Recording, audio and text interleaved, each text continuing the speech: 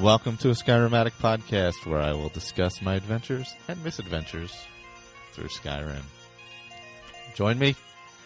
Add your stories. Add your tales. Let's get into this thing.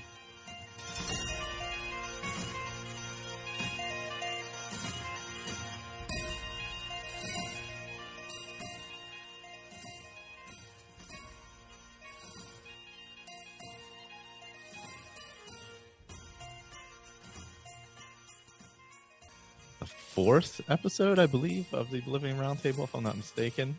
And we are live during the 12-hour charity stream. So if you're listening to this later or listening to it now, you can head to ASAPodcasting.com to donate. If you go to the 12-hour charity event, there's a donate button there.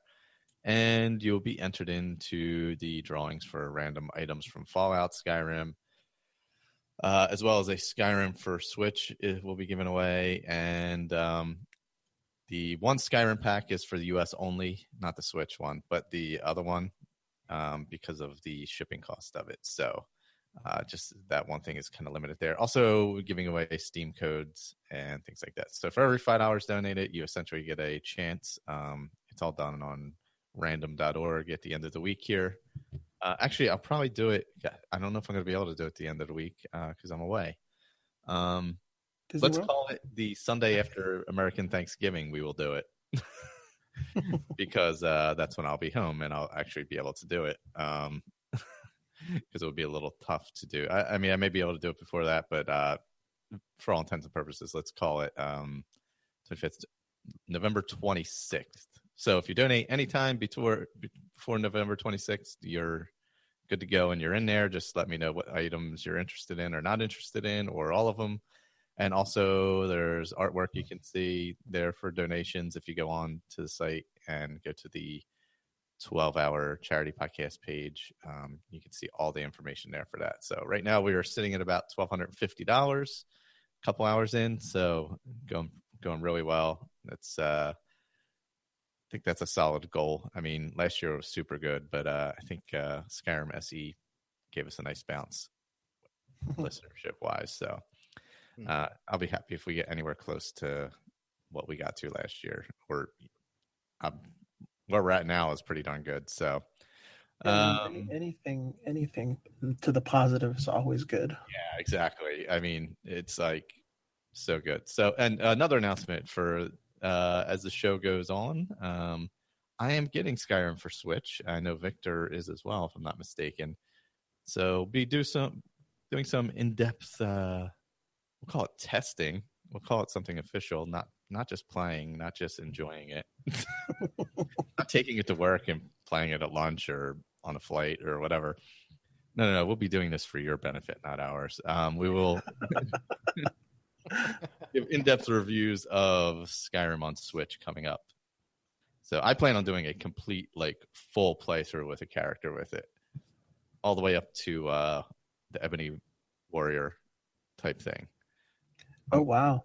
Level 80, huh? Yeah, I'm going to go full vanilla, bang it all out, look for every location, everything. So I figure, why not? I've kind of taken a break with Oblivion anyway, so. Take on Karstag. Yeah. Oh, Karstag's great too. The Ice Giants and Forgotten Vale, who our friend Steve has been battling in his Dawn Guard run through and getting lost in the Vale. Sounds like he's getting fancy for another character, though. He is. Yeah, he's definitely looking for something else. So we do have some feedback. We'll get to that after we do our quests and stuff. But I guess, do we want to introduce our characters first? And Juan is with me, of course. Yes, hello. And Colin is with us as well. Good evening, people. I forgot about the introductions because we've all been here for a while. It's it's not the normal hop on a call and kind of thing. So, all right. So, do we want to? Who wants to do their character first, where they're at and all that? Yeah, as long as I can find it on my phone quickly. You can go first one if you've got it up. Okay. So my character is Aurora Boraine. She is level 14 now. Her star sign is the mage. She is now a master of conjuration. She hit 100, and that's one of her main skills as well. So she's pulling up all sorts of fun creatures, Dremora lords, and the the spiders, Oh, you're doing Daedric those now? spiders, and yeah, I can pretty much conjure anything. I need to get. Where'd you get that spell at? At the Mage's College. Mage, or you yeah. can get Coral as well, I think. Oh, is really? It? Because yeah. I got it at the I that was another thing is she went ahead and got her recommendations from all the local mage guilds and is now at the university, so she can make her own spells, she can do a lot of crafting, and she now has access to some of the higher level spells from these guys in the Crinosium, I think it's called, where they make the spells. Yeah, there's two mages there that make very nice high level spells, which she cannot do any. She's not quite high enough and doesn't have enough magicka yet. So and I'm trying to gather up a bunch of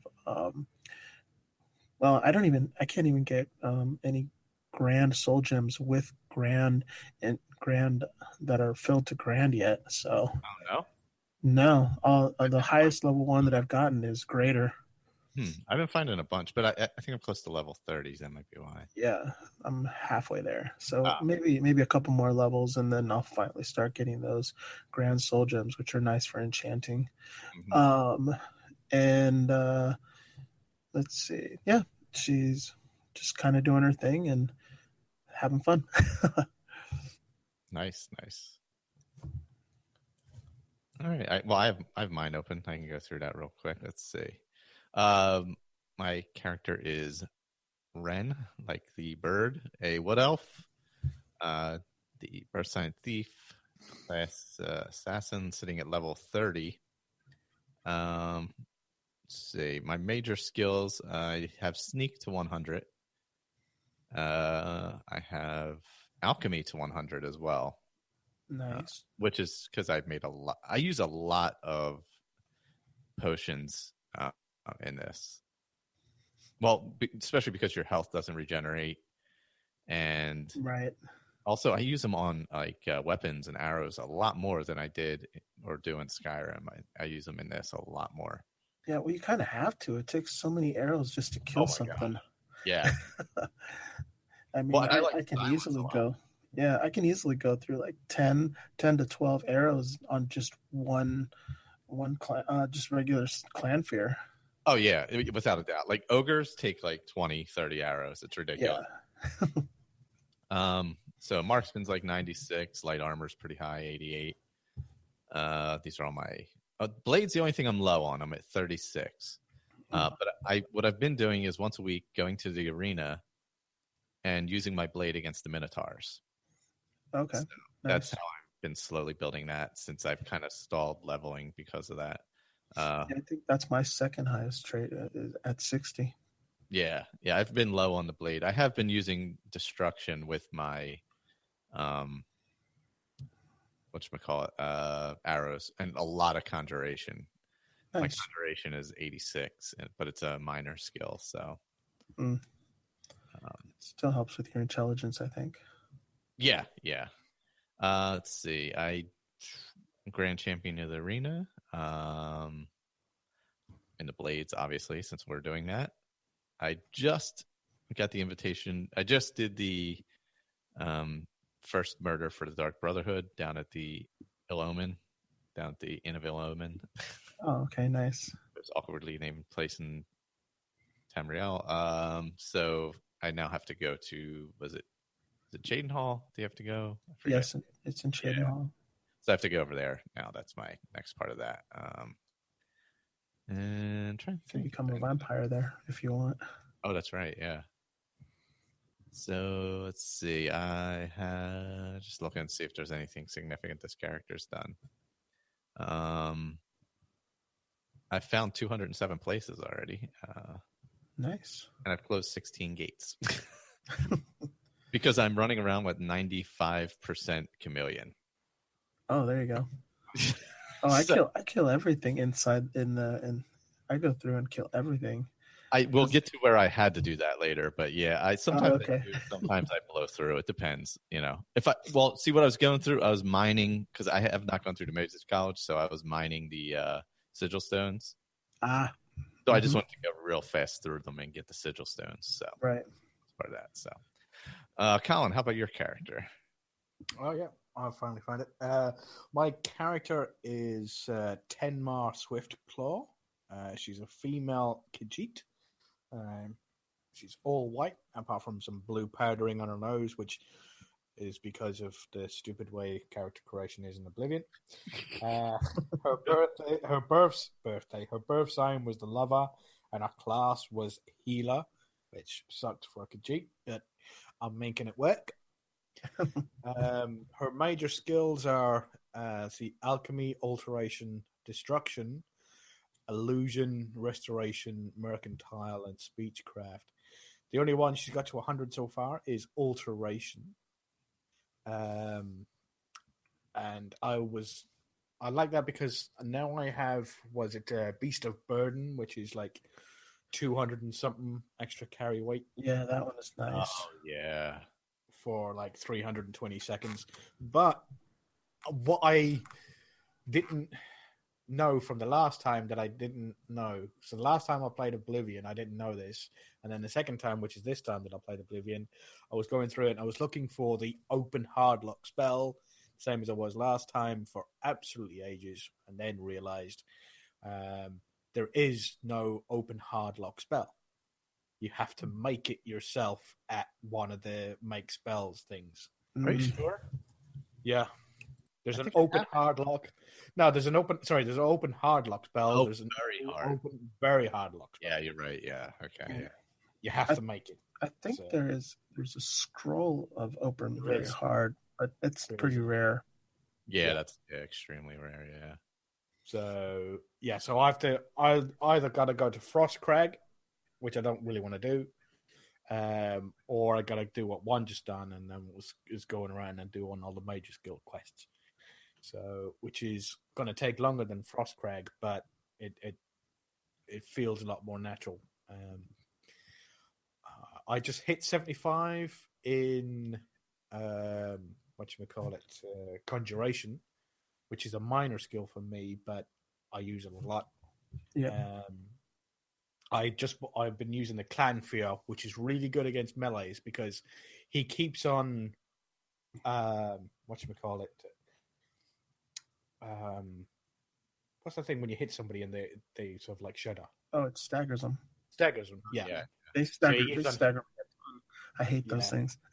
Yeah, they don't have no, because the Zivali, whatever, those really tall blue Daedra are. They keep on summoning them against me, and they kept on fucking staggering me. So I thought, well, I'm going to get you all back. So, yeah, I've been starting to summon them so they get staggered, and I can just kill them with my dagger. There was a couple of things. Some of the equipment I've found is really sweet. There was one where I found it in this cave, and it was called Ring of War. And it was Fortify, Armorer, Athletics, Blade, Block, Blunt, Hand-to-Hand, and Heavy Armor by 10 points. And then I got crushed by a bunch of rocks and didn't save since the minute I looked into the cave. I lost it. Oh, that's right, because a lot of this stuff is random, right? Yeah. Sometimes when you open up the same chest, you get something completely different. Yeah, so I lost it. I lost the Ring of War. Oh, that's awful.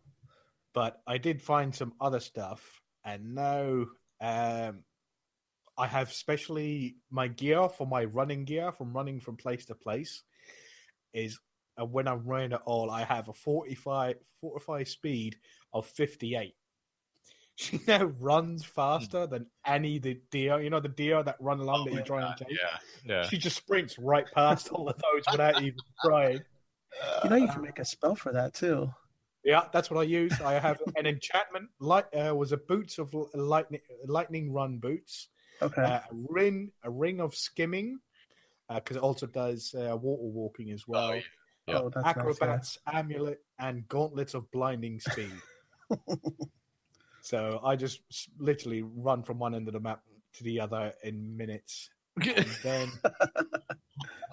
then, there's another one that I have, which is a sorcerer's ring and a sunfire ring and the amulet. Yeah. The amulet I wear gives me 70 spell absorption. Wow. So nearly, I found. I want to talk about that later. It's one of the quests. Give me a second. Yeah, I've been wondering about the spell absorption. Is that spells against you? Does it mitigate damage or? Yeah. So you'll get hit by a spell and then you'll glow all purple.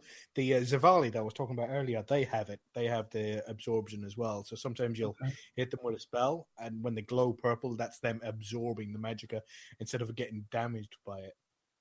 Okay. So it's not like Skyrim. It's not that they absorb a portion of it. They either absorb it or they don't absorb it. I think it's a 70% chance of absorbing a spell. Okay. Not that you absorb 70% of it and then the rest is damage. So does it fill up your magicka or? Yeah, it does. Yeah. Oh, nice.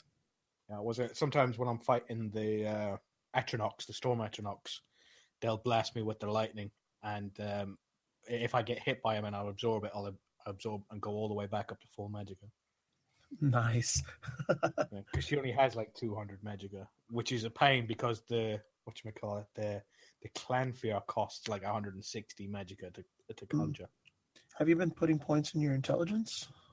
Yeah, I've got an intelligence of I think it's 94. But okay. I've now stopped putting stuff into intelligence. It's because even though she's classed as a healer, which says that what she's supposed to use is restoration and destruction magic, so healing to heal herself and restoration to heal herself and destruction to kill her enemies. She still hasn't got a very huge magical pool because she's a Khajiit. If she was like a Breton or something like that, then she'd have a huge magical pool and have like the mage stone. But her birth sign was the lover, which is that bloody paralyzed thing that I still haven't used. Yeah. And that's me. There you go. That's 10 Mars Swift Club. So have you been, before we get into the quests and all, have you been just trolling around or sticking to just the quest lines? No, I've been bouncing around. I can't remember too much of what I've done. I just go from place to place. I don't do many quests. I did do a couple of Daedric quests. Yeah, I've been going through those, yeah. I was trying to do Sanguines, but I can't get into that stupid party. Oh, I did that. Yeah. I did. Well, I don't want to lose Azura's star. Oh, yeah, because you have to. Yeah, whichever Daedric item you give him, it's going to be destroyed. Yeah, it gets destroyed. I forget what I gave him. Yeah.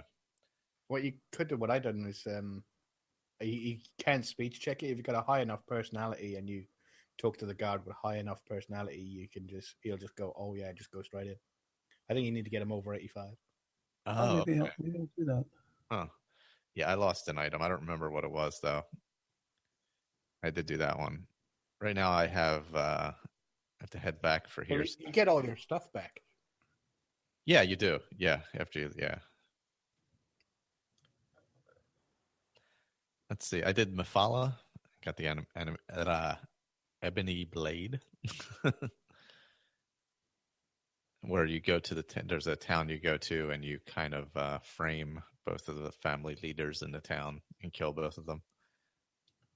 That's right. The ebony blade is all about treachery, right? Mm-hmm. So I did that one. Let's see. I did Periite, where you have to go into Oblivion and rescue some souls. I believe was that one? Yeah, that was that one. Yep. Go through the Oblivion gate and find them, or go into Oblivion and find them, I should say. I did Sanguine, did Vermina. Yeah, I did a few of them. I did quite a few actually. Yeah, I keep going to Molag Balls, and he's like, no, I need a stronger champion. Oh, All really? Who am I So- waiting for? I'm waiting for the one. I have to do the one where your personality needs to be. Oh, Namira. Mm. I'm not repulsive enough. Oh, so your personality has to be really low? I think so. So you gotta like poison yourself, I guess, or wear stuff. Enchantment. Yeah, I was gonna say you can make some damage. Yeah, that's the Personality problem stuff. I'm having. I didn't go through and do the Mages College. So Yeah, but your alchemy is high enough where you can make a pretty strong potion. It's not enough though. Yeah, it's not. It only knocks it down like 5 points. So I don't think. What if you get the master level alchemy set? I have a couple of them. Okay. I have 2. It's just I don't know, for some reason it's not high enough. I have to play around with it a little bit. And the Molag Bal one, I can't figure out how to get the guy to kill me. So there's that problem. I forget how to do it. I don't want to look it up yet. I'm like, I'll figure it out. I know I'll get it. Yeah. Oh, and going back to last episode, where I discovered that, I'm gonna have a hell of a time with that Brumagate, or I mean, with the gate at the end there, and I need to keep Martin alive. You can't reverse pickpocket unless it weighs 0. Oh. Oh yeah. So like I started collecting all this Daedric gear and was enchanting it with sigil stones. That was part of why I was closing all these gates. I'm like, I'll get a bunch of shield sigil stones, put it on all the Daedric armor, give them a couple rings with shield on it, give them, Okay. This is what you do then. See if you can get the conjure armor spells. Oh, yeah. And when you're going to go into a fight, conjure it, eliminate the enemy really quickly, repair the armor, and then drop it. And once the timer finishes for the conjured armor, pick it up, and you have Daedric armor that weighs 0. That's what I have to do. I'm gonna need to get him something 0 weight. That's definitely what I'm gonna have to do. Yeah, because I looked that up because I was playing around with it and I'm like, all right, let me collect some stuff. That's why I was going through so many gates because I was like, I'll collect some gear and I'll get some sigil stones and I'll make him some nice armor.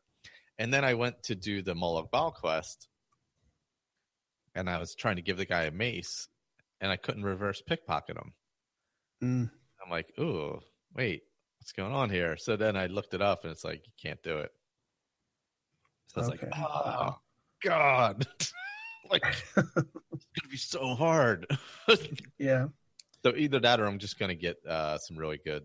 I'm going to get a ton of Magicka potions and just like cast shield on him and everything else like constantly, Yeah, I think that's what I did the first time I ever played. My first time I ever went through the main story is because he kept dying because I was trying to snipe everything from above and we discussed that and so I'm like, all right, so I had to get in the middle of the fight and I was sitting there just casting protect other and just putting a shield on him and healing, and that is kind of the way I got through that. And then I did we can discuss that later on when we finally do that again because that last gate is timed, so that one's fun. Yeah, exactly. Should have time. Yeah, so I'm definitely going to have to just focus on the keeping him alive type thing. Right.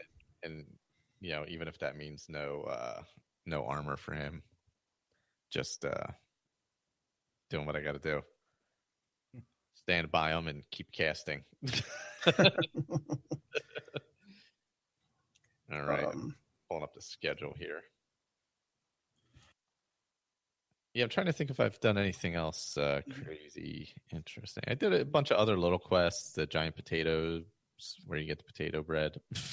Oh, Yeah, I've done that one. Yeah, did you do that one too? Yeah. Yeah. I've just been wandering all over doing those little kind of things and just going through caves and alien ruins and yeah. I finally started doing that. Yeah. Yeah, God, let's see, what have I finished out here? I did the Mayrune's Razor quest. Oh, did you? Ooh. That was so good. I must have been doing it for like 4 or 5 hours, I think. Oh, I think you said that one is the one with the really big dungeon crawl, right? Yeah, it was like a 4-hour dungeon crawl. Whoa, really? Mm. Wow. It was amazing. There's like a town down there.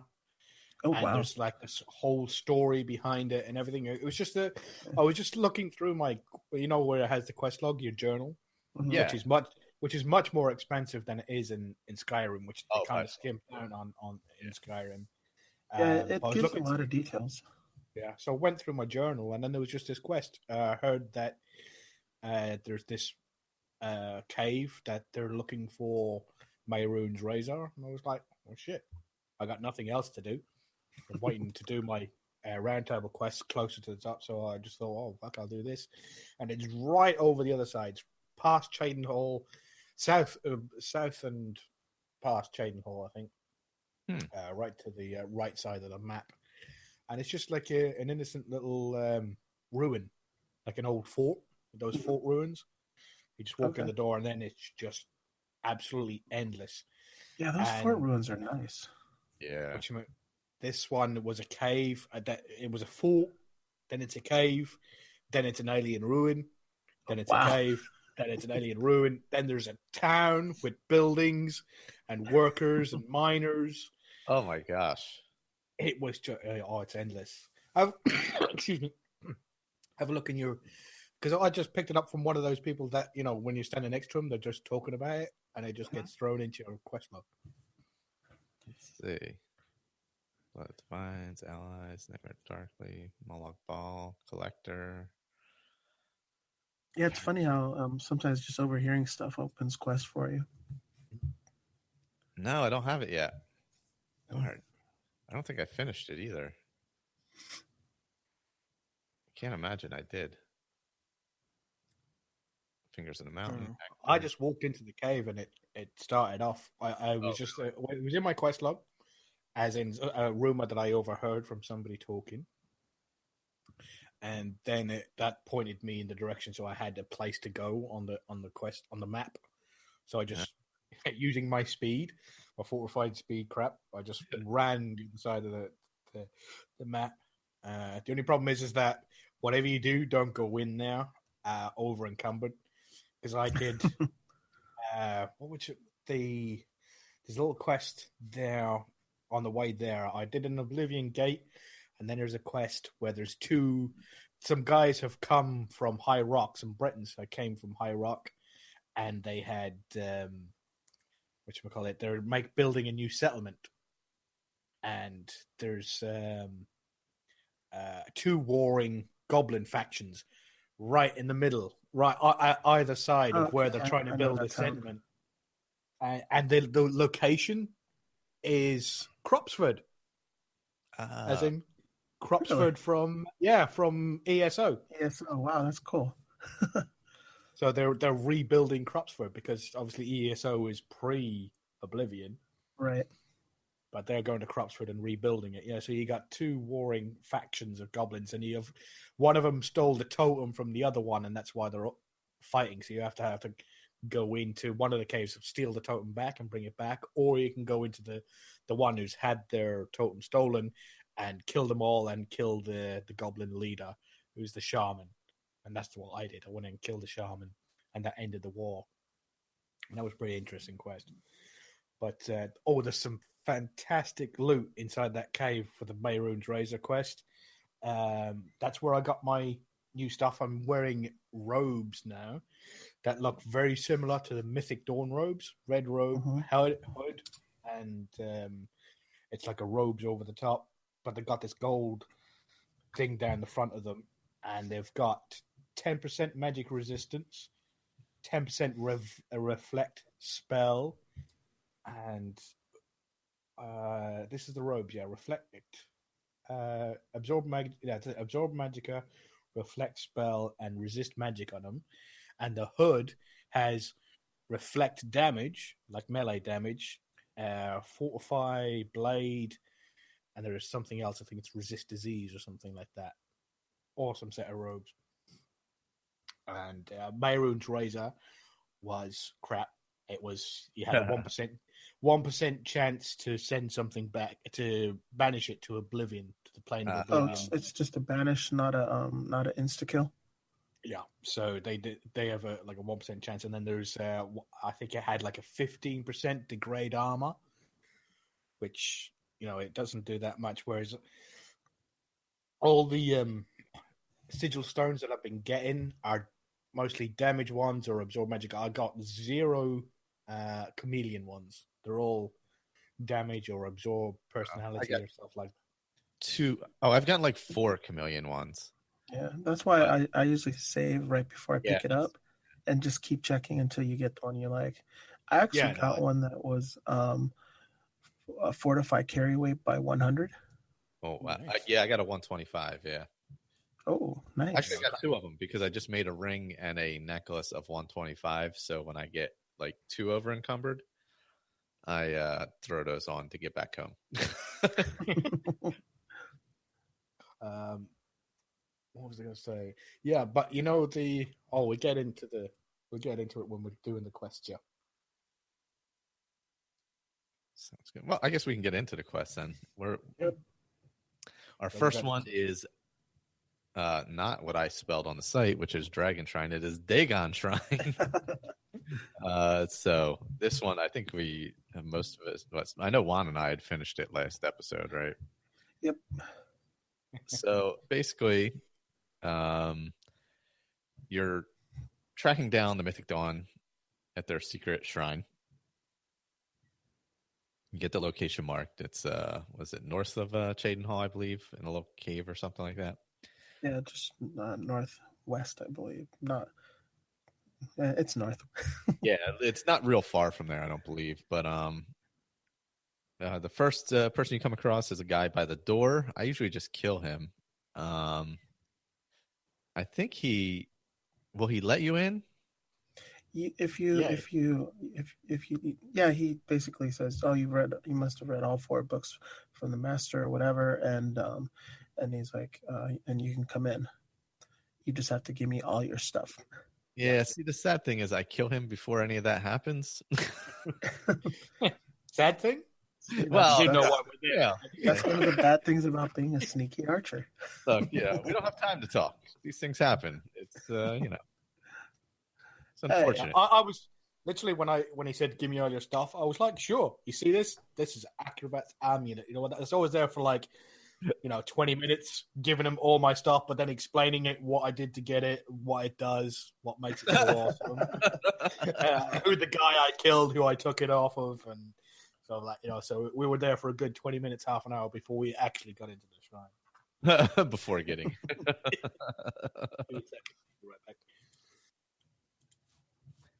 Yeah, so you go in there, and then you need to find your way to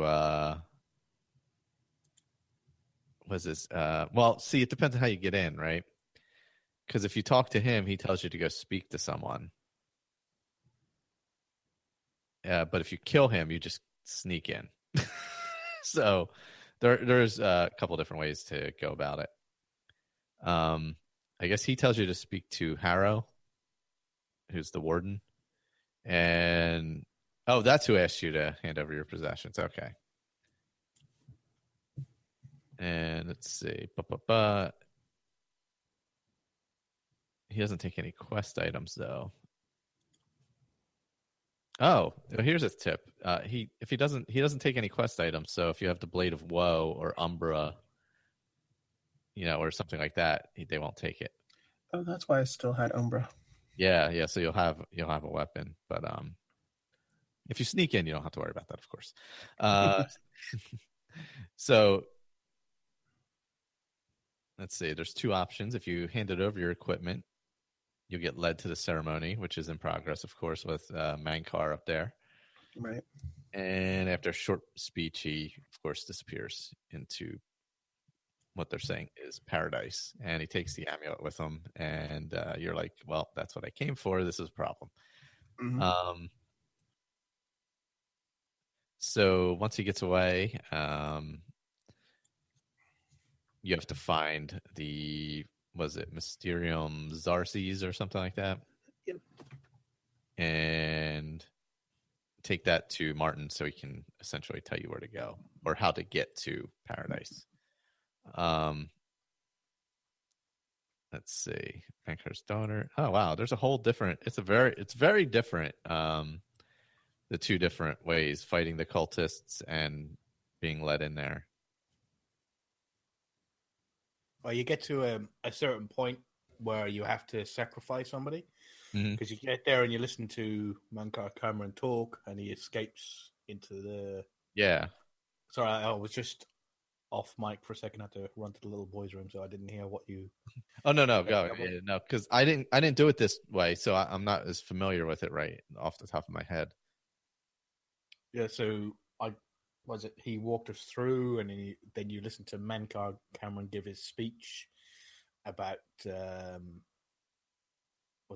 paradise and sort of like serving Dagon, and it is Dagon, isn't it? Yeah, yep. Yeah. Yes, it is. Yeah. So and then it's he goes off, and then his daughter is taken over, and you get led up, and he says it's time to prove. Sort of like your loyalty. So take this dagger because you've got nothing on you. The only thing you have on you is whatever's quest locked into you, and the set of mythic dawn robes that they give you. Mm-hmm. And then she goes, right, go up there and take this dagger and kill this like sacrifice that we got lying up on the table. So I got up there, and sure enough, there was a dead, and not dead. There was an Argonian lying prone on one of the stone tablets, a little silver dagger next to him. So you have to murder him to continue there. And which, she was all right faking it until that point, but she didn't want to kill him just to get on. So she said no, and then she goes, well, you will, because you're locked in a speech check, so you have to say yes or no whether you're going to kill them. And she said, no, I'm not going to kill for you. And that's when all the fisticuffs started. And at that point, I was using I had not the Dremora Lord, but the Dremora something, right? I think it's just Conjure Dremora, I think it is. Yeah, I think that's what I have, yeah. And then it's or a Flame Atronach. And I find the Flame Atronach does, I think, more damage than the Dremora. I think, anyway. That's what it feels like to me. The Dremora Lords are nice, though. Yeah, they're tough. Tough as balls. They actually shoot lightning. I like the one I used to use the most in my last brew for was a Daedroth, because he is his own shield spell. He breathes fire, and he does a crap ton of melee damage. So I think I used to choose him over the Dremora Lord spell in my last game playthrough. Yeah, those guys are tough. So I just kind of kept on hanging around, but I had like good because my willpower is really high, so I've got good regeneration on my magicka. So I kept on healing up, and the guys that I killed, because she's a Khajiit, so she's got okay hand to hand. I haven't used any hand to hand, but she's got an extra 12 points because she's a Khajiit. So yeah, the claws. She was using some spells and the claw attacks, the hand to hand. So she killed a couple of them, and as she was running by, she was able to pick up a silver dagger, use that a bit, and then she found an elven dagger, and then used that a bit until she managed to find the guy who was the guy who led her in, who she gave all her stuff to. But she didn't find him until he was the last person that she killed. Oh, God. Then she got him, and then he had all her stuff, so she just had to press take all to get all her stuff. I couldn't find the Argonian that I rescued at them. Oh no, you couldn't find. Yeah, see, what I did was, since I snuck in and I I didn't have to do any of the sacrifice thing, obviously, because I wasn't let in there. I snuck into that area, watched all that happened, and then the prompt let me know about him going to paradise and all that. And then the battle started. But I didn't have as much chameleon as I have now. I think I had like 30% or something like that. And I also had a spell. So I wasn't like invisible like I am now, where I like walk past everything. But I had to then just find that exit. Was it like it's in a living quarters and there's a lever or something, and it took me forever to find it. I had to look it up, actually. I kept missing it because at some point I was found and I was just running and trying to see, and that wasn't real easy to do. So I remember I was trying to lead you to it. Yeah, I was struggling. I was struggling for sure. But I did find it eventually, obviously. And and once I got out of there, then I just went. So it's actually a little better if you do the speech stuff, because you get a little more story rather than killing him and going in there. Because if you do it the way I did it, you kind of miss out on that whole sacrifice part of it and all. Yep. So that's probably not as I don't know. I feel like you get a little more if you do it the other way, the correct way, we'll say.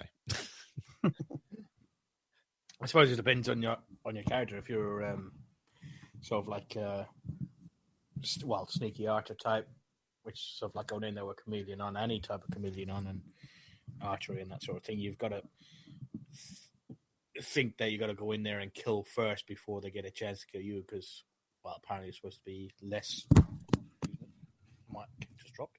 less tough than others who, like, you're in light armor, whereas if you're like a heavy armor dude, you ain't sneaking in there no matter what. Yeah, you're not sneaking in anyway. Yeah, it's true. Yeah. You're gonna walk in, and if he's sort of like got the personality of Marcus's character from Fallout New Vegas, was it Happy Bar Stewart? If you're walking in there with no personality whatsoever, in heavy armor, then the only thing you got to do is go in there and just clump the bastard on the head and start killing everything in sight. Oh God! Although there is a perk in Sneak that says that I think once you hit level 50 in Sneak, it doesn't matter the weight of your boots; they don't make any noise. Yeah, I think you're right. Yeah, you don't get any sneak penalty, I think that's what they call it. Yeah. So after that, we're kind of led into the quest spies. So you head back to Martin,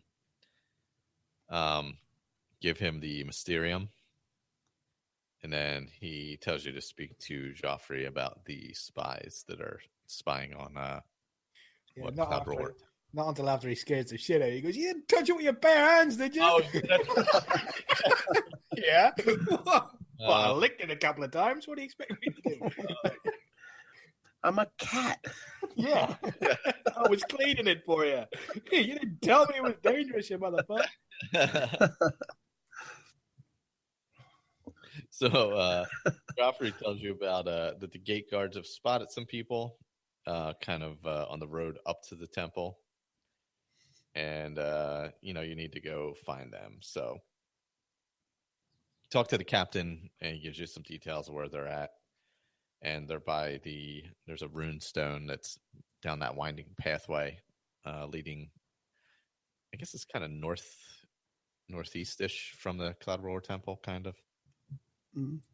Not directly towards the Imperial city or anything, but kind of northeast-ish. But they're down there hiding out. So I think is there two of them down there, I believe?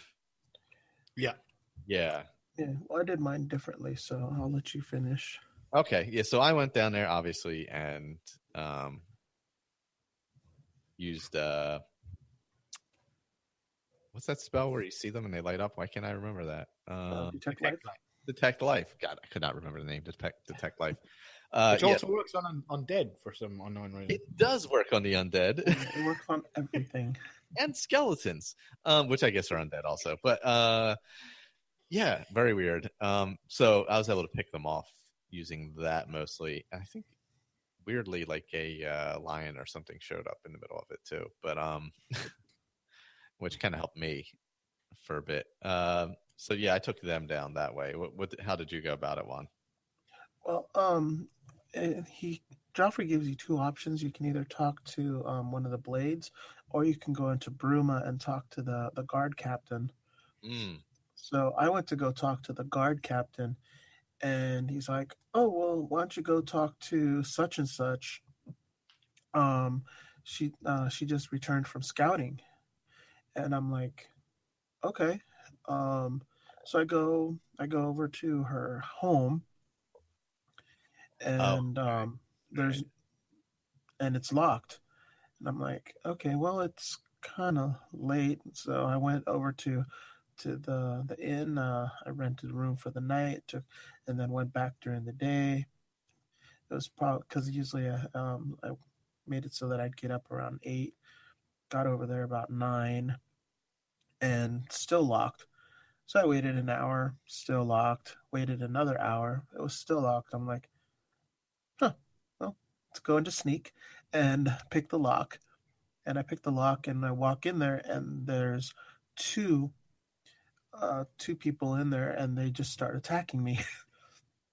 So of course I just killed them, and then the spies quest was done. And so I just picked up their notes, and they had a nice little tunnel that went underneath, and I went through that. I think there was some mud crabs and some skeevers and a few other things to kill in there. And then they had a exit out of the castle through there.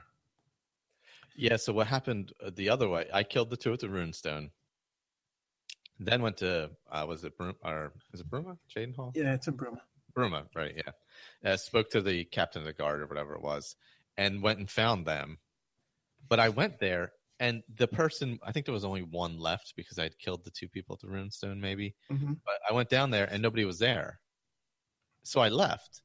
I'm like, okay, and I'm waiting for the quest to advance, and it never advanced. I'm like, oh, well, that's weird. So I went back, and then they were there. So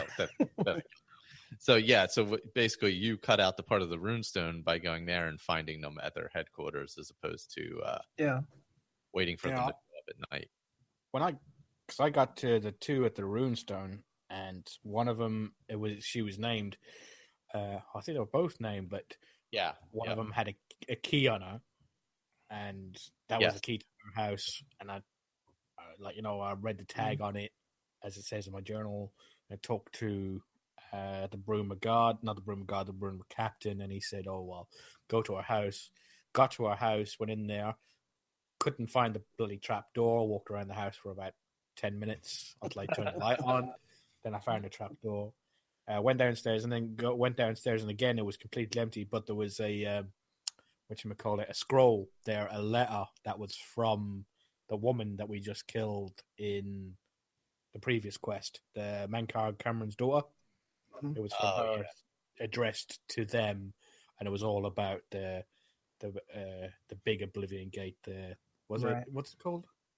It's not called a Master Gate. It's called something else. The main gate, the one that you end. What is that called? Monster Gate, Main Gate, Mega Gate, Watergate. Yeah. The big old. We'll go with the big old gate. Big old gate. The big old gate. I can't remember what it's called actually. We'll call it the BFG. Yeah, the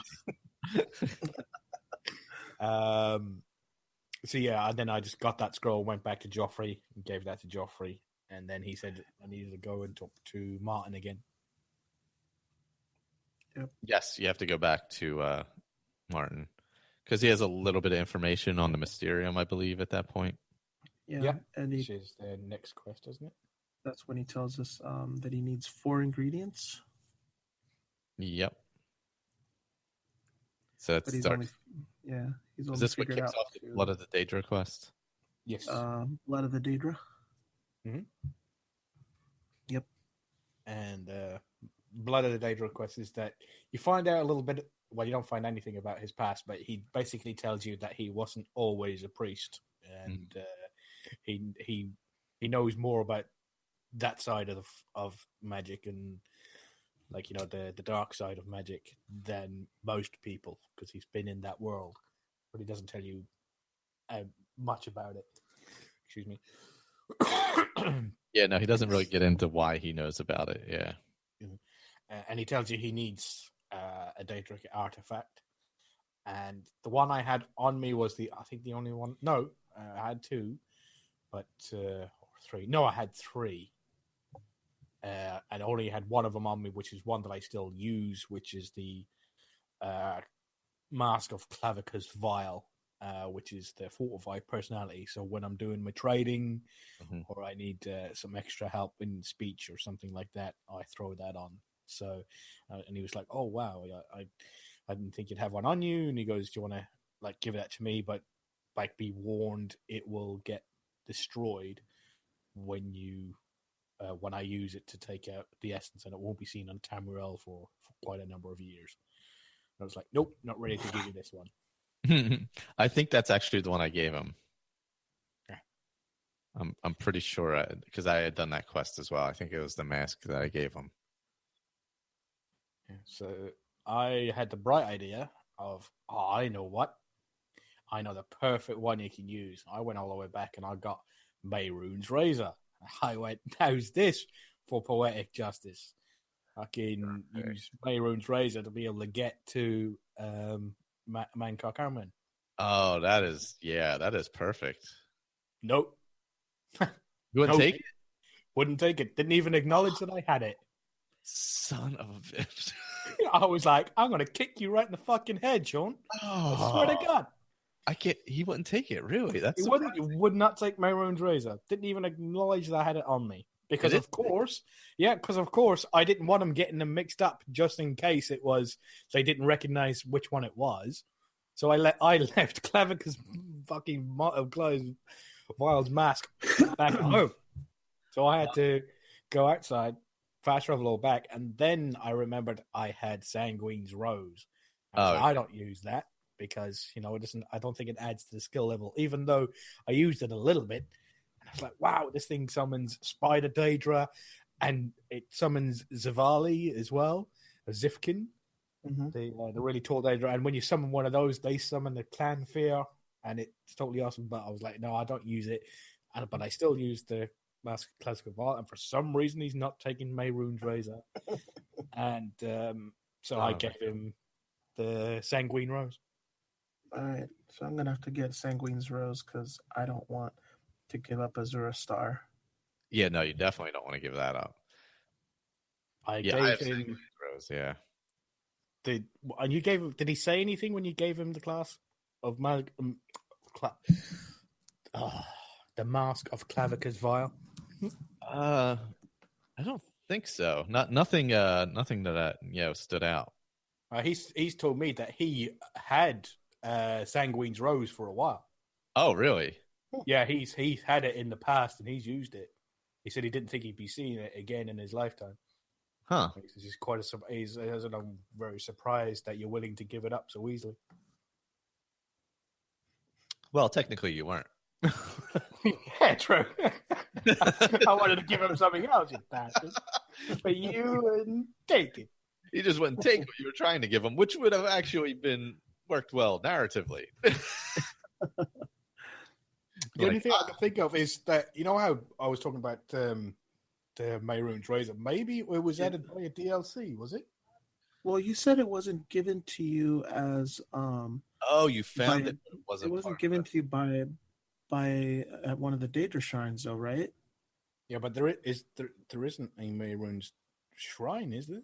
No, because you're right. There isn't. He's the big bad. Yeah, I did Molag. I found Molag Ball, but yeah, no. Yeah, because Mehrunes Dagon's the big bad. So yeah. Right. Is it Vatesen? Is that where you ended up getting Mehrunes? I think that was it. It's like a cave by the water south of whatchamacallit? Yeah, Cheydinhal. Yeah. Or is it a mod? No, it's definitely not mod.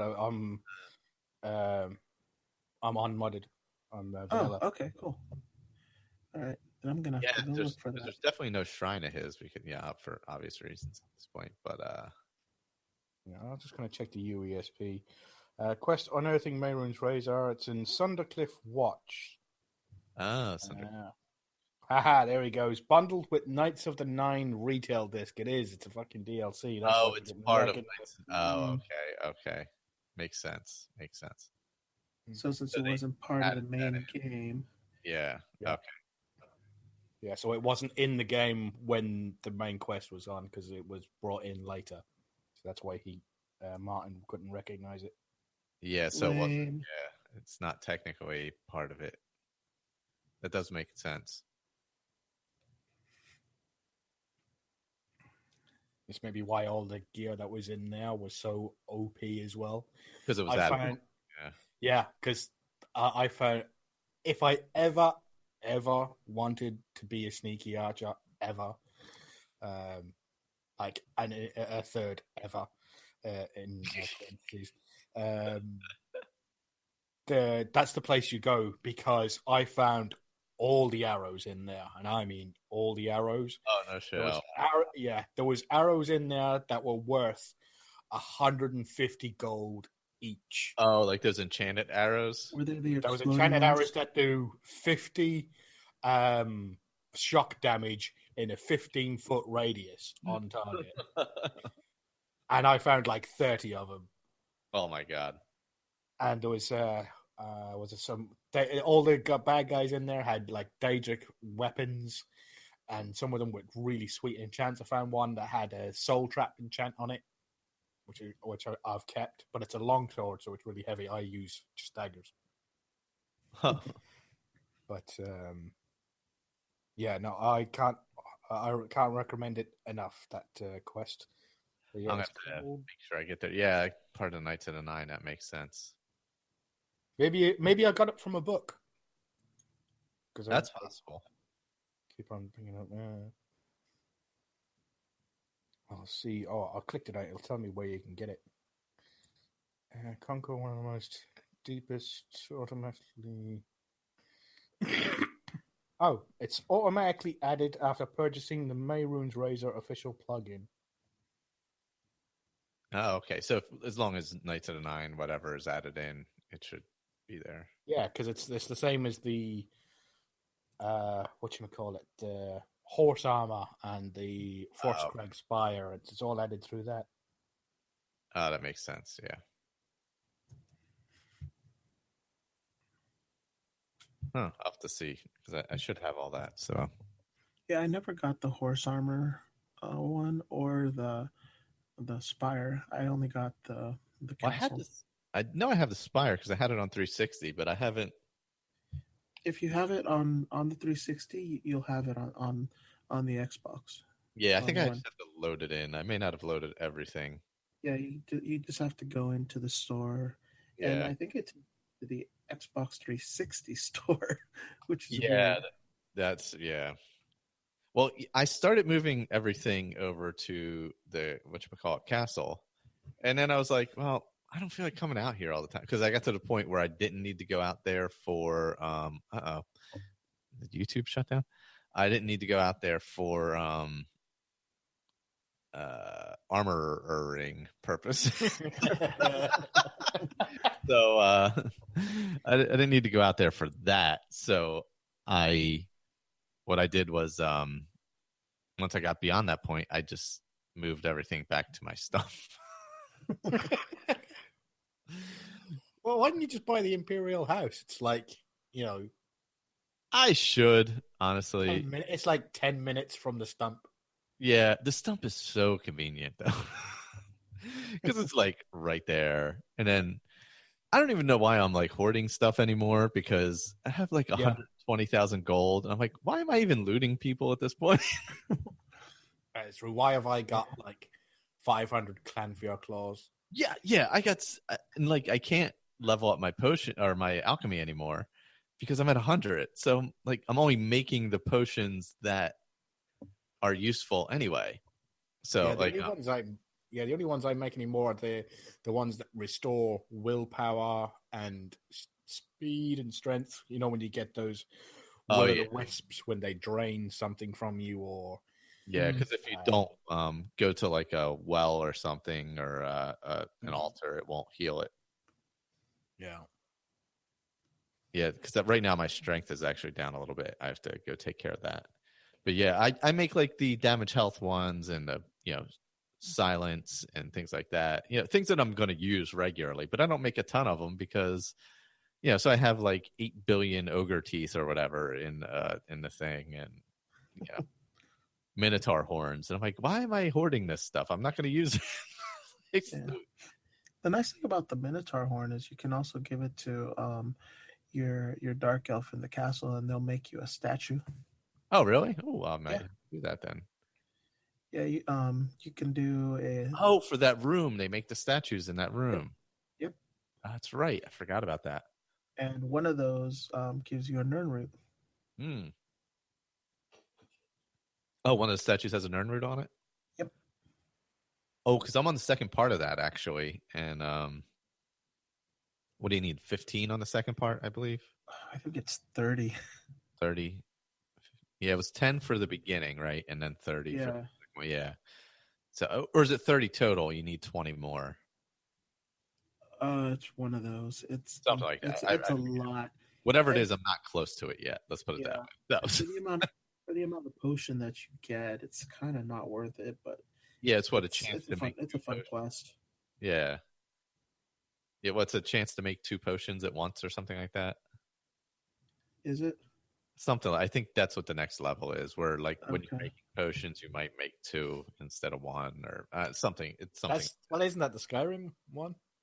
Because I think so. Skyrim one where you go to when you find his corpse and because I think Black all he does is give you the that warriors something or other, isn't it? Or the Delver's potion or something, because it gives you like light and night eye or something like that for when you go delving through caves and stuff.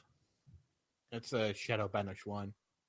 Shadow Banish drink that gives you night eye for like 300 seconds or something. No, but this is one that has a whole bunch of things. Yeah.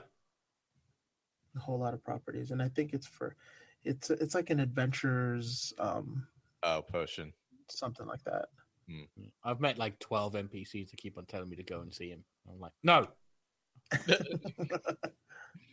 just not going. I just wanted to see him with his body intact.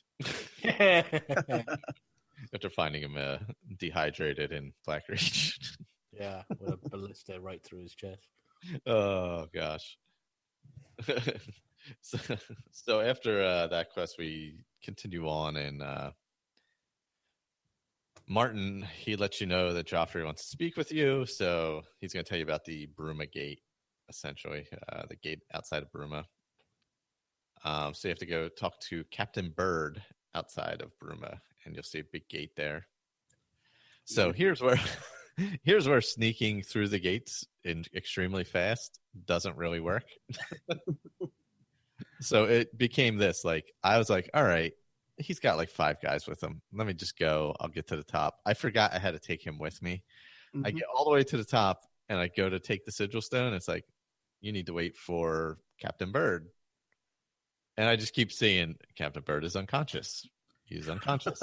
I had to go all the way back down. He was still all the way at the beginning, getting knocked out unconscious. And so then we battled everything, but I had already cleared out the entire tower on the way up, because I figured I'll clear that out. Him and his troops should be able to handle the outside. I'll take care of the entire inside. No, that didn't go well. So I cleared out the entire inside, then made it outside, then cleared out the outside. So, and then he followed me. Yeah. What I did is, go ahead. Okay. What I did is, I told him to wait outside the gate. I went in, killed everything, then went back out, said, "Follow me," and I took him all the way to the top of the tower. Excellent idea. They're not that efficient inside. No, because I mean, I still remember the what is it, the Knights over in Cheydinhall. I remember that quest, and those guys died right away, and I'm like, yeah, no, this isn't going to be good. Well, I think you mean the Kvatch one? No, in Cheydinhall, there's an order of knights that meet outside of Cheydinhall, and when the gate appears, they of course are going to go close it themselves. And basically, well, I guess it kind of makes sense because they're and usually it's only knights and only royalty that are knights and everything, right? Mm-hmm. Or at least just sort of like regular history speaking. But yeah, they were nobles kids, and they decided to go in and close this gate all by themselves. And you kind of walk in there, and there's probably like one guy left, and he wants to follow you all the way up to the top, and he dies right away. So I'm like, yeah, these guys are not going to make it. So I didn't have that much trouble with Captain Bird, and he has the stock line from Skyrim that made me giggle the whole way through the quest. Is that I can't remember. It's one of the ones that that's one of the ones that the bandits say to you, and he goes, "This is the part where you lay down and bleed to death." And he's got that big sword and everything like that. He brought in two guys with him. He left outside, and he brought in two with him, and they died. Like the first one died right near where we got in. I don't think it was me.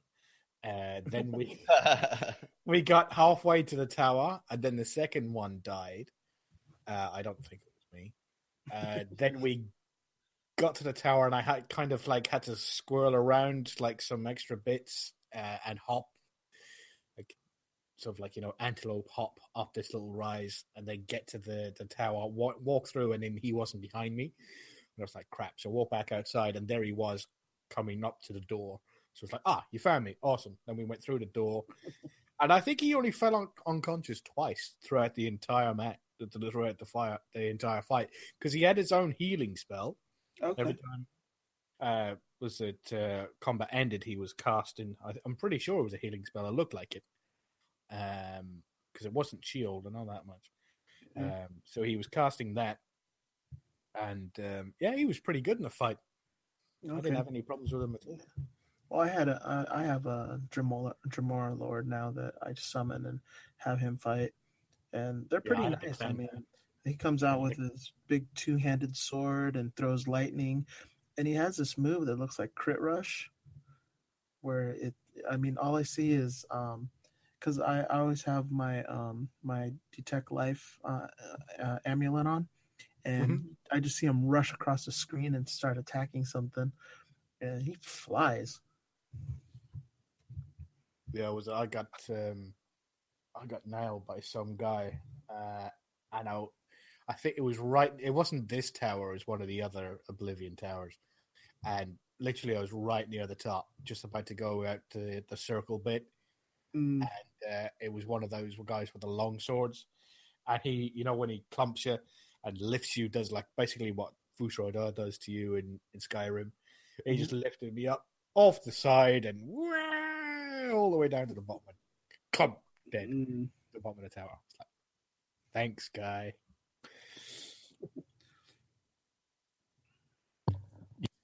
Well, by the time I got back down to him, all his other people were dead. So it was just him down there. So like they didn't last very long. Yeah, he's the only one that's essential, shall we say? Yeah, he's the only. Everybody else they were long gone by the time I got down there. He had been knocked out, I don't even know, 15 times by the time I got back. So I was like, his name was just popping up on the screen constantly. So that's probably why you remember it. Yeah, I went down there and got him, but I wish I had known from the beginning. I would have approached it a little bit differently and tried to help them all get through, but that didn't quite work out. But with three of them, or does he bring two guys with him or three guys? I forget whichever. It's two guys because he tells two guys to stay outside. That's what it is. Yeah. That would have been too cumbersome going through the entire tower anyway. So I don't think they're made to last all that long, actually. No, unless Yep. they're essential, they typically die. Yeah, they're gonna die quickly. Like with me and Kavach, I had 3 of uh the the guys that do the patrolling, and those guys, they were pretty hardy. I mean, because I think if I remember correctly, they're like 10 levels above you. Oh, okay. Where whatever level you are, they're always 10 levels above you, so they're hard for you to kill as well. Um, but yeah, I mean they lasted quite a while, but they still died.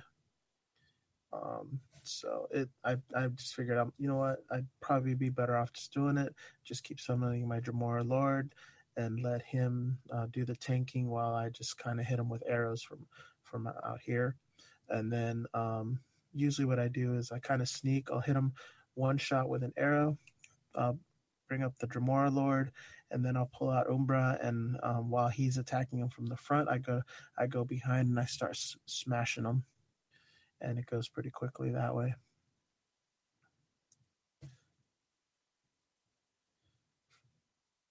No, that's a good way. That's definitely a good way to do it. Let's see. I was pulling up some of the emails. Yeah, because I mean, once they discover you, there's no point in continuing to shoot arrows at them. No, Because, definitely like we not. said, I mean, it takes probably another 5 to 10 arrows just to kill something. You get that nice big initial burst, and then after that, it's just so many arrows to kill them.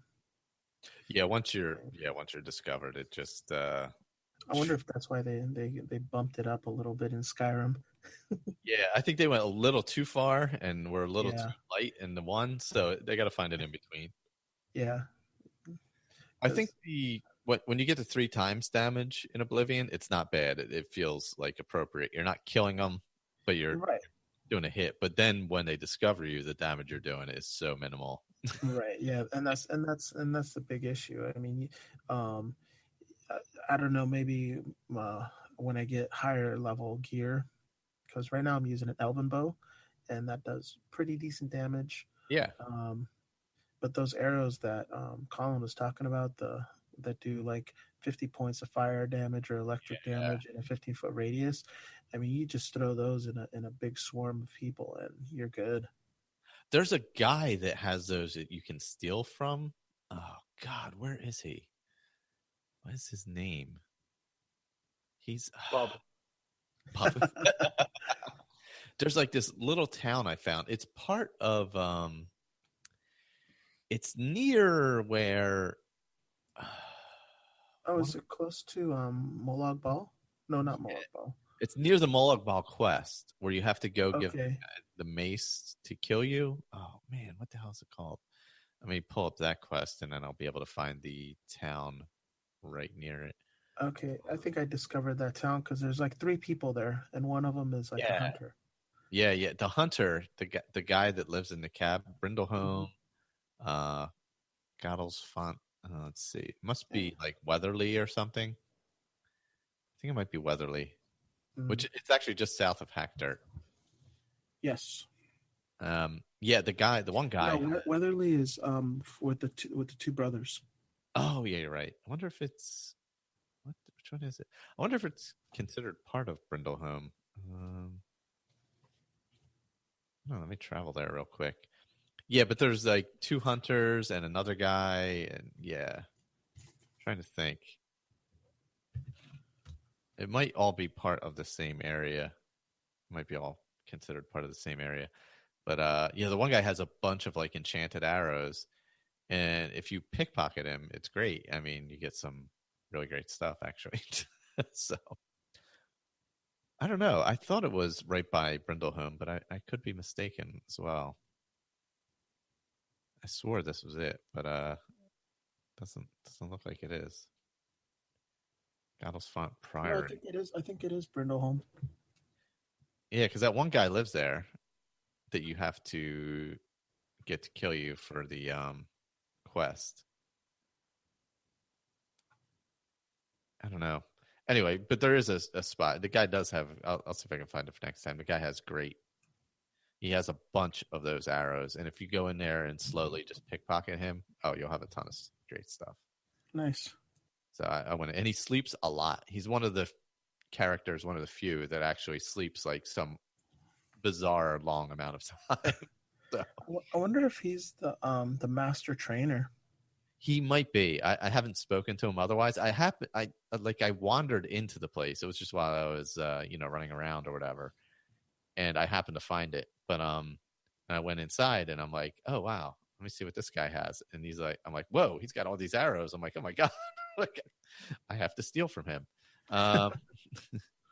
Yeah, it might be Brindleholm. Yeah, I see the other cottages over here, so I believe it is Brindleholm. Yeah. Oh, and he's the guy who has one of those.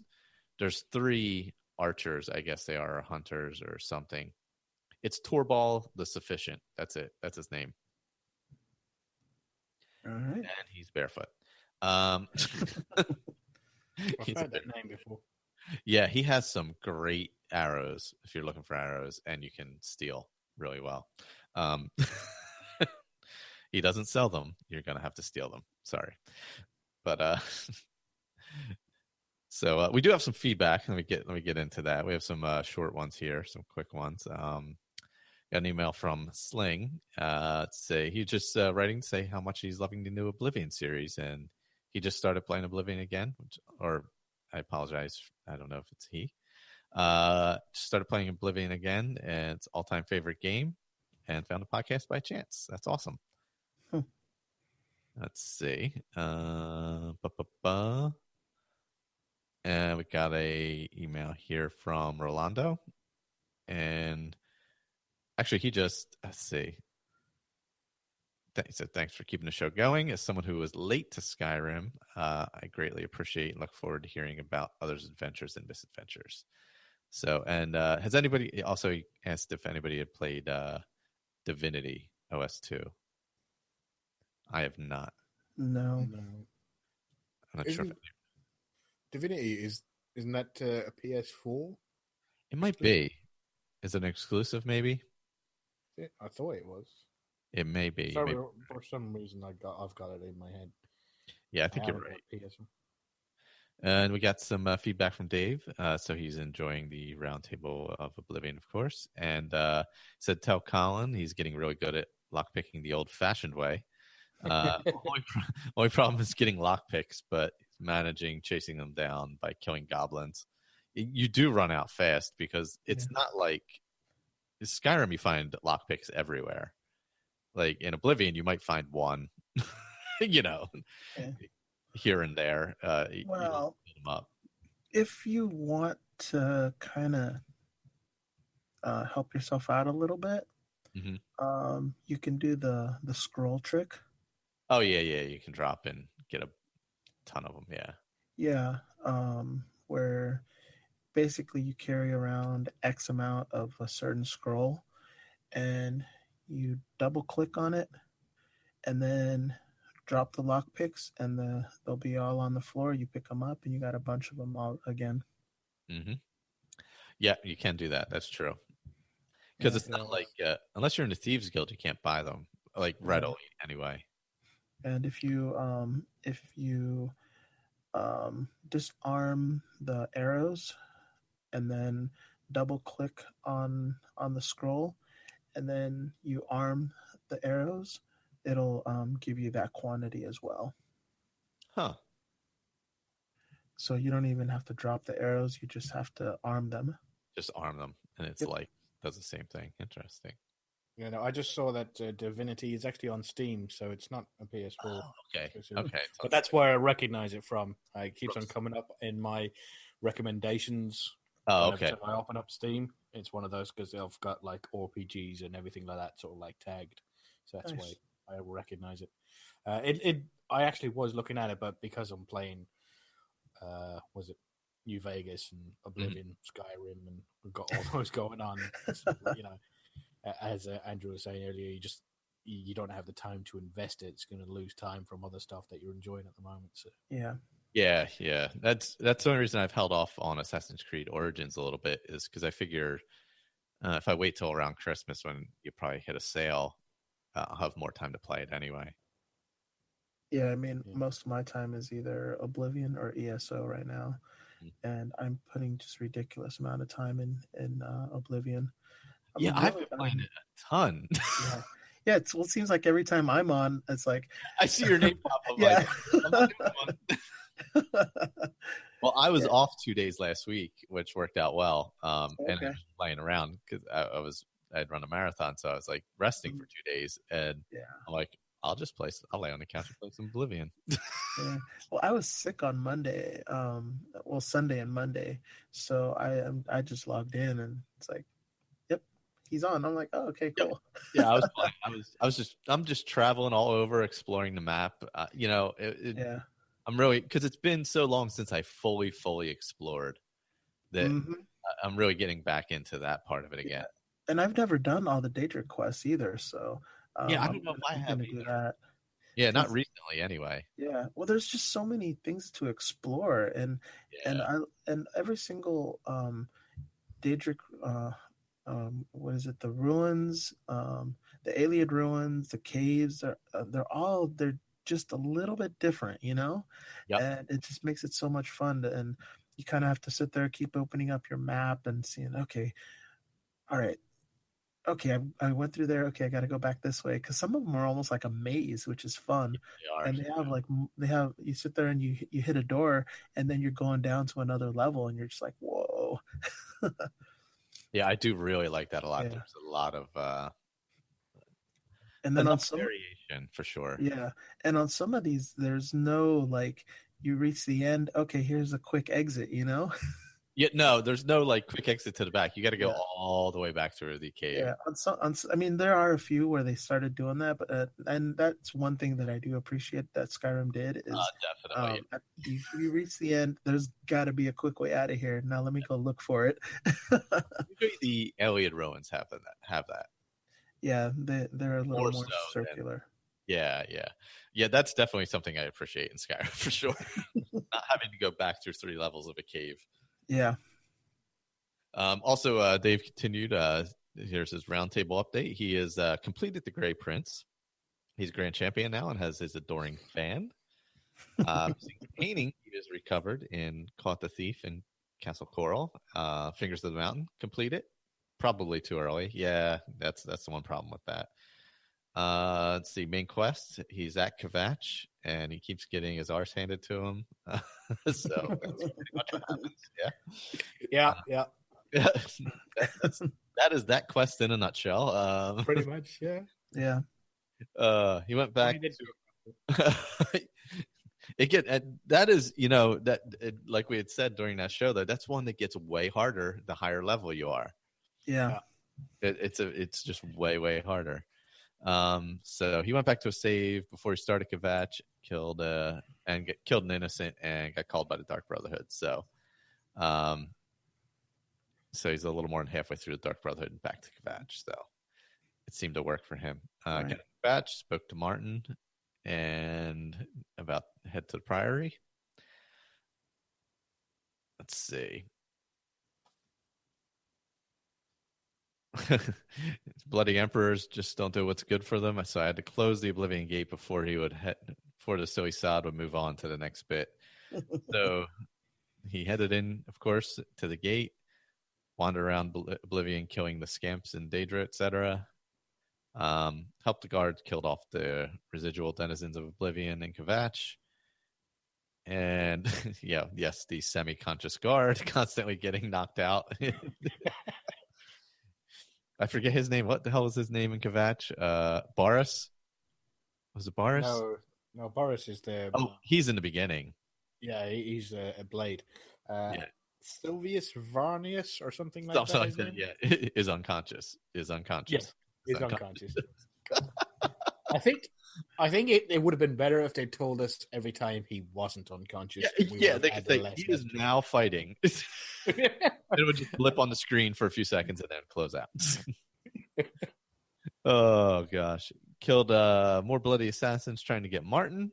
Obviously, when getting back to the Priory, and finally got to sit down and have a refreshing urn brew and bacon roll to celebrate. So that's where Dave's sitting at in Oblivion. Oh my gosh, Kvatch is probably one of the hardest quests, like battle wise, fighting wise, I would think. Yeah. That and the final gate, which we haven't gotten to yet. Well, there's just Daedra everywhere.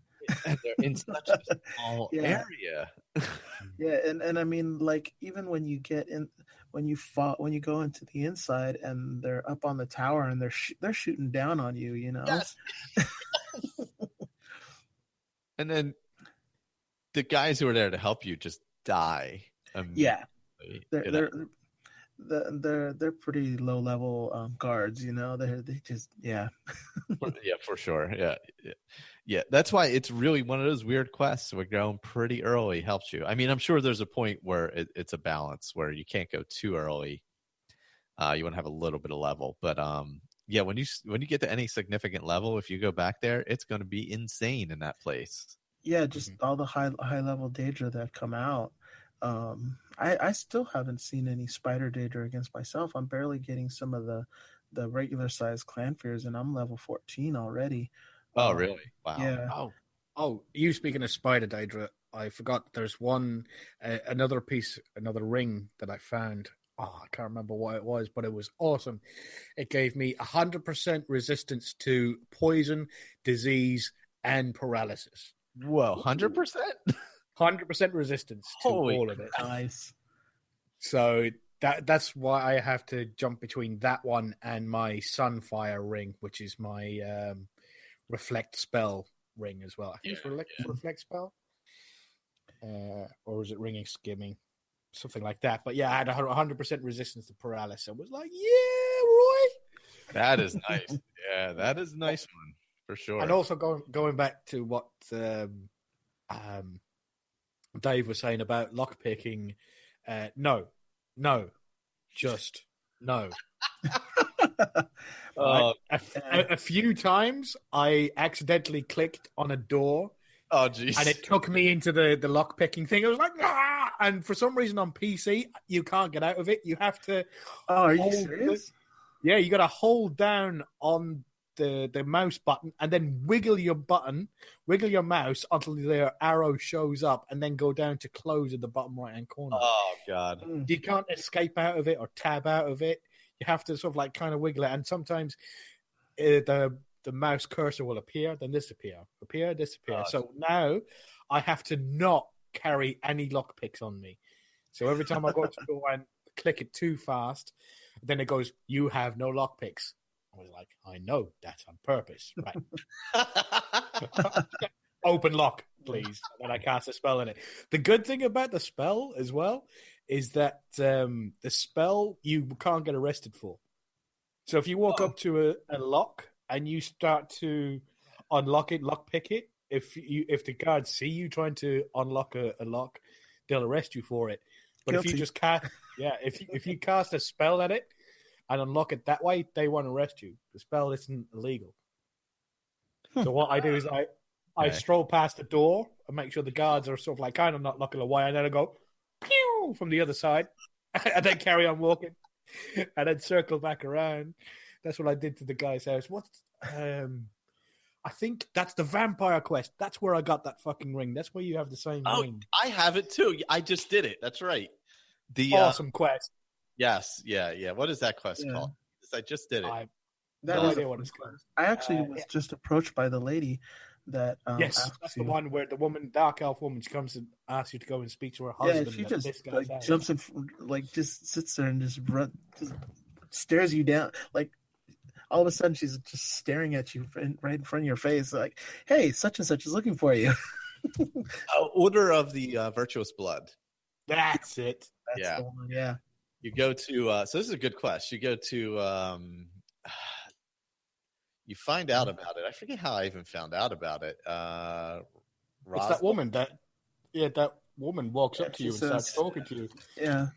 If you're wandering through the city. Pseudo. Oh, and also walking through the Imperial city now, just randomly fucking mythic Dawn agents come out of nowhere and attack you. Out of nowhere, yeah. Yeah, well, that's another thing is like every city that I'm going into, like named characters just turn into the Mythic Dawn and start attacking me.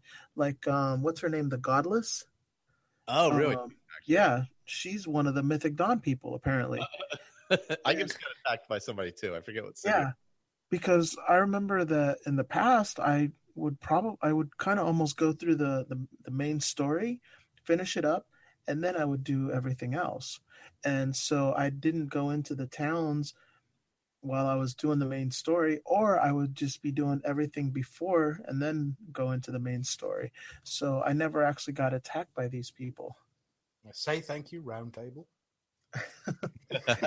Yeah, it's honestly, it's like I have close to 1,000 hours on Oblivion, and there's like a few things that I was just like, wow, I've never done this before. Wow, whoa, what's going, or I forgot about that. That was great.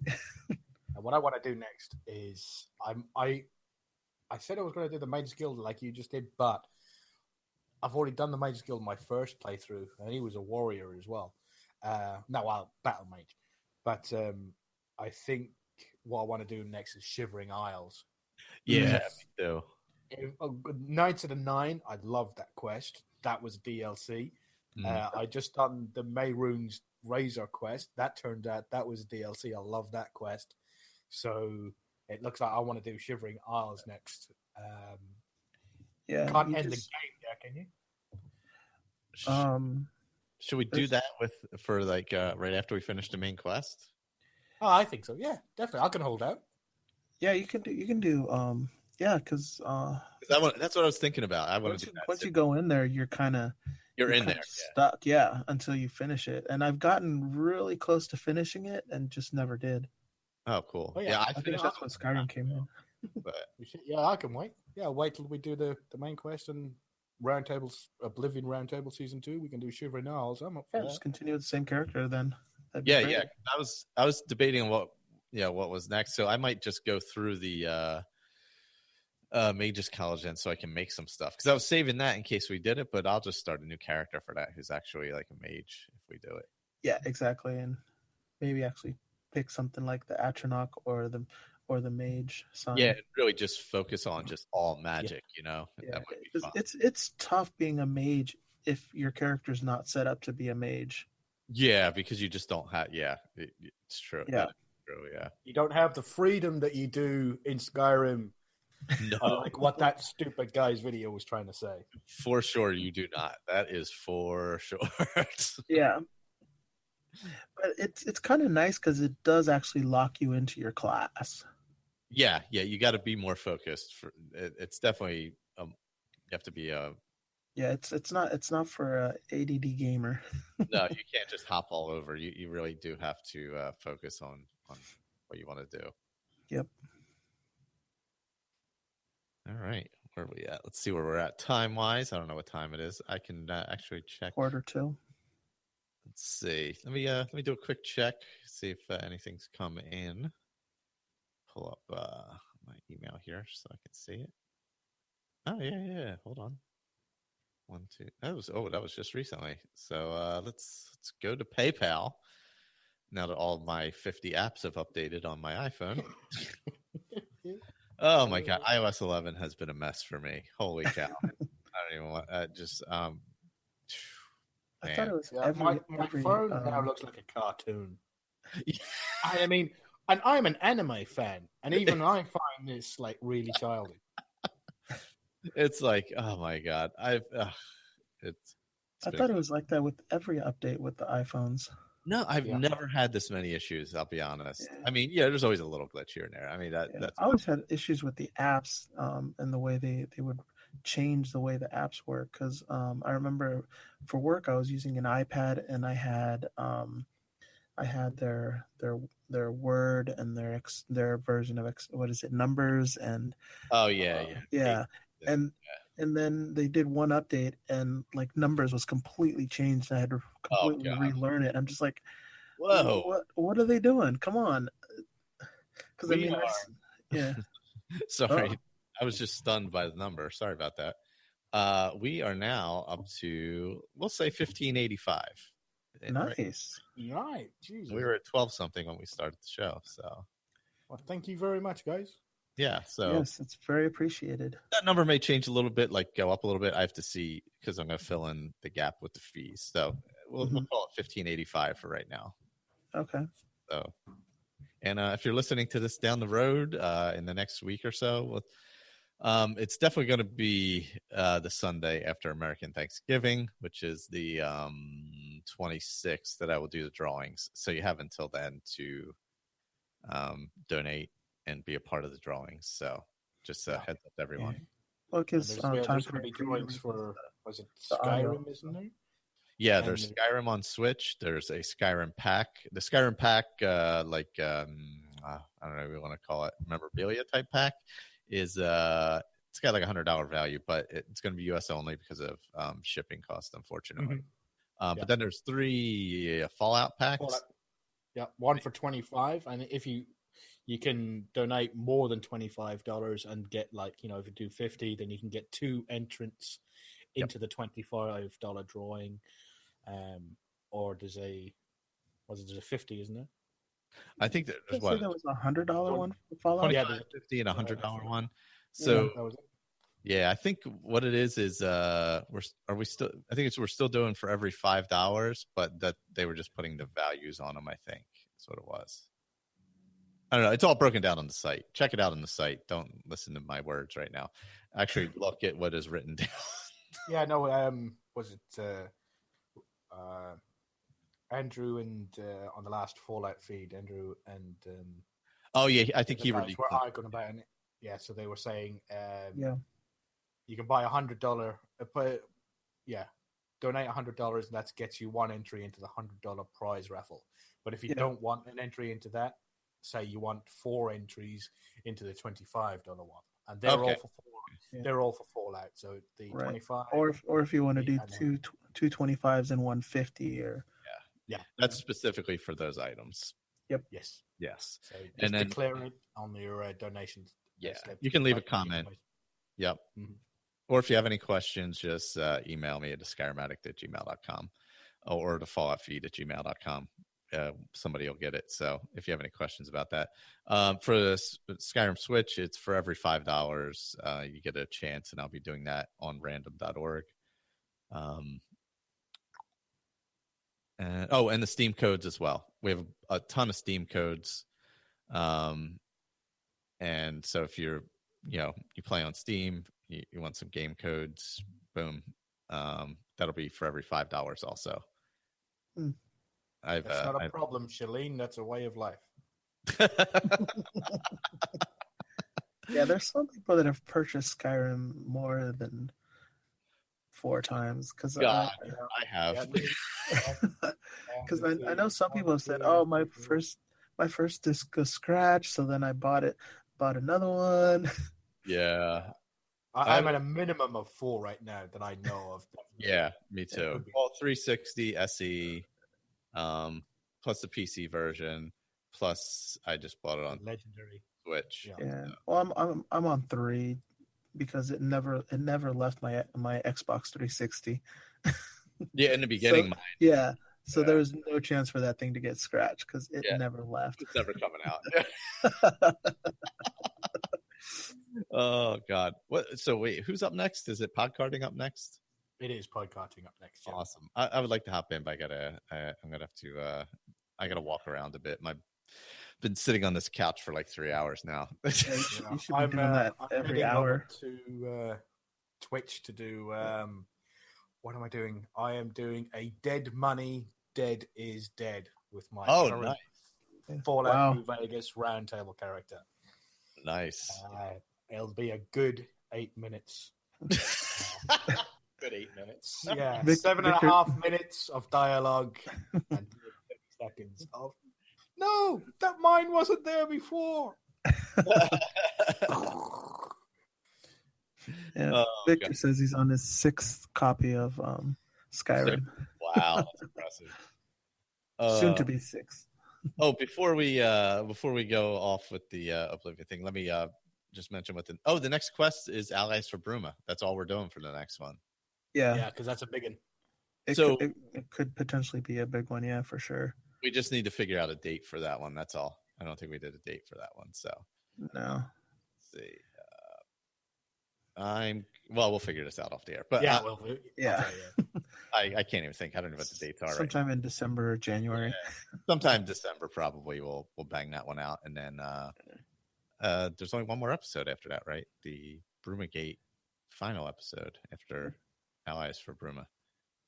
So yeah, next one will be all allies for Bruma, where you have to go all around the map and collect allies, and all the other stuff we wander. I'm pretty sure we're going to do a lot of exploring. We've discussed quite a bit. That's given me definitely some stuff that I'm going to try to do. I know, me too.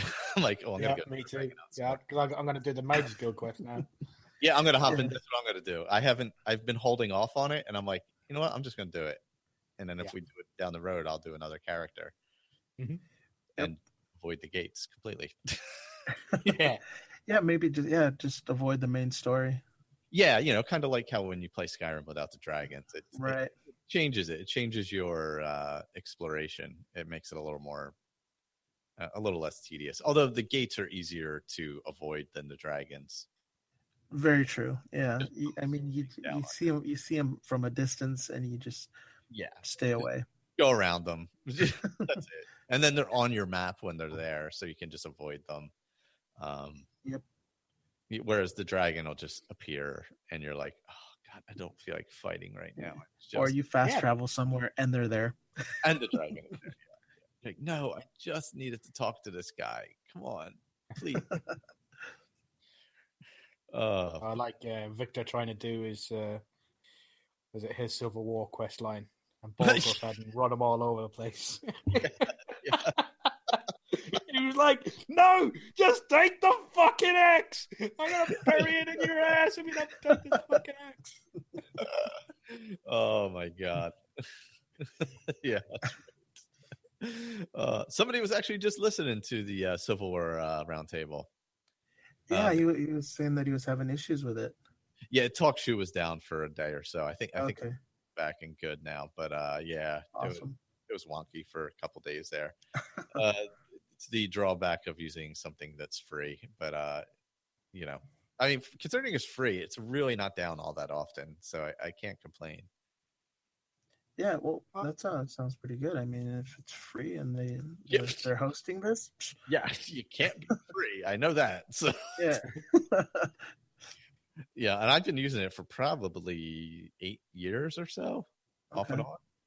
And other than being down for a day or two here and there, which I mean, other things are down that you pay for are down. It happens every. Yeah, I mean, well, Xbox Gold go down for like 3 days, I think. Last year because it was hacked. So yeah. So I mean, you can't beat that. So hey, if you're starting a podcast, check out TalkShoe. It's free hosting. Yeah. So how do they make their money? I don't know. That's a good question. Or do they have advertising on it? No, there's not. That's the wow. weird thing. I don't know. That's a good question. They were just recently sold, so I don't know. I figured things would start changing, but nothing has changed as of yet. So, okay. I don't know. Maybe they somehow get it from clicks or something. I don't know. Who knows? Maybe magic. Yeah, internet magic. They get money from internet magic. Or maybe it's just owned by somebody else. Yeah. I mean, yeah, because they don't add any advertising in or anything like that. So, I mean, if they did, I mean, as long as it stayed free and they did, I mean, I wouldn't complain about that. I mean, that's right. Their trade-off for sure. All right. Let me let Andrew know. Yeah, I think he's here already. Oh, are you there? He might be muted. He's muted. Hello. No. Yes. We've closed all the gates. We are done. No more demons scampering about. No, all the Clan Fear are back in their cage. What are those buggers called? Dremora? No more of those guys running around. So they're still running around. Yeah, we got a few of their hearts and some claws. Oh, sweet. Oh, we are to 1595. We'll say. Awesome. Such awesome. Yeah. Fantastic. So where we're sitting, everyone. I took a little bit of I don't know if you want to call it a break, but I'm sitting here like watching you guys on YouTube and Pat and Victor on Twitch and like chatting Wow. Facebook and tweeting about everything going on. I got to unplug tomorrow and just walk away. Yeah, like I'm gonna go for a run in the woods tomorrow and be like nothing but No technology, no nothing. yeah, just silence for like 5 hours or something. Running and smelling bear. Put the phone. Well, I'll probably Perfect. get back into Oblivion tomorrow, though. Who am I kidding? Yeah. I'm lying. I'm gonna play Oblivion tomorrow. It's gonna happen. Yeah, just doing this podcast has brought back so many memories of me playing the game, and it's sucked me in so bad. I know. I go into ESO. I do my daily crafting writs. I do my training for my low level characters, and then I'm back on Oblivion.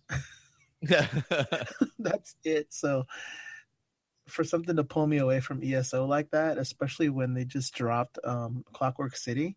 Oh, Yeah, I was talking about that earlier. Yeah, I haven't played any of it yet. no, That's it's Sofa Seal, right? yes, Thought so. and it's That's a what I was pretty saying. good size considering how small it is. And Hello? it's not just it's not just a what you may call it a trial or anything like that. It's a whole DLC, isn't it? Yeah, it's a whole city with an area around it. I think it has 3 new crafting tables. Let's see, 3, 6, 9, 12. Oh, isn't that the one that added that you can change the Yes, the transmutation. Yes, you can change the traits on staffs and weapons and armor. Yep. Yeah, but you got to collect a load of crap, don't you? You got to go in clear it like 30 times. I saw a chart that gives you numbers. I know you get it for there's a chance to get it from PvP. You definitely get it from that, and what is it? The rewards for the worthy. There's the first one. Nice. You get one for sure, and then after that there's a chance to get it. And then at the end of each the 7 or 30 day, then if you get a reward for that, then there's a chance to get one there as well. Which I got one on Tuesday. I got 10 of those little And how many do you coins or need? whatever. It's like 250. 200. You need 200. Oh, hey, So Vendertron. it's not too bad. We're doing well. Oh, Vendertron's on. Very cool. Got a lot of people on here. awesome. Makes me nervous. Nervous now. It's been like 3 years, Juan. Yeah. Not like we started doing this yesterday. Jeez. Yeah. Well, it's not as bad as the first episode I did, but yeah. Oh, Andrew, do you want to explain how the things for the Fallout packs go? Well, we were sort of like up in the air about how we're doing, but I think what we're doing is you can there are different Fallout packages of $25, $50, and $100 estimated values. And how we're doing it is for each increment of $5, you get a raffle choice, and you get to aim for one of those packages. Now, we're assuming that you're going to be cool and donate, around that value if you're going to want that package. You know what I mean? Don't just bid $5 and aim for that $100 package. Don't be a jerk. You know what I mean? No, donating $5 doesn't make you a jerk. I'm sorry. I apologize. We still need your $5. But so we have 3 different packages for Fallout at $25, $50, and $100, like I said. And for each increment of $5, you get an entry into those drawings. And we also have one for Skyrim that any lore fan of Skyrim, of the Elder Scrolls series, will just absolutely adore. It is too heavy to ship across seas, so we are keeping it in the United States continental only. Sorry, Alaska. Screw off Hawaii.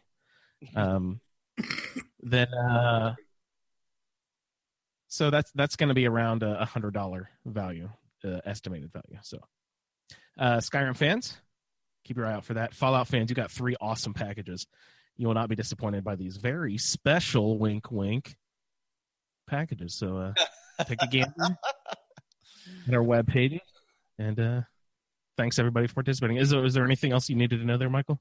No, I just wanted to check on those. And then, of course, we have the Steam codes. If you are interested in being part of the raffle for those, make sure you say, yeah.